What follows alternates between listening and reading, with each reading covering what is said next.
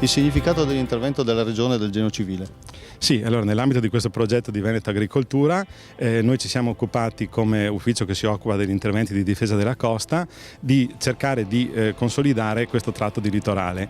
L'intervento ovviamente per le caratteristiche di quest'area particolarmente sensibile, come è stato già detto, ha previsto la realizzazione di una serie di pennellini in legno che hanno le caratteristiche di reversibilità e anche utilizzano ovviamente un materiale naturale che ben si adatta a questo ambiente così delicato. La finalità, perché questi pennelli? Questi pennelli concorrono ad intercettare il trasporto solido litoraneo e quindi favoriscono la deposizione della sabbia e il recupero dell'ampiezza della spiaggia in questo tratto. Ecco, è terminato questo intervento?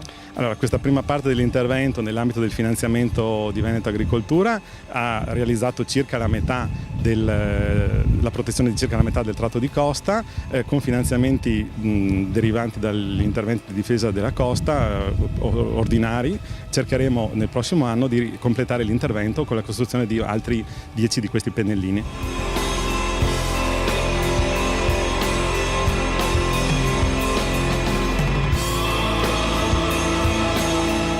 I pennelli che sono stati realizzati dal Genio Civile servono a? Questa è l'opera ingegneristica fatta dai colleghi del Genio Civile in collaborazione con noi ed è un intervento innovativo, importante, che va a tutelare la costa dalle erosioni.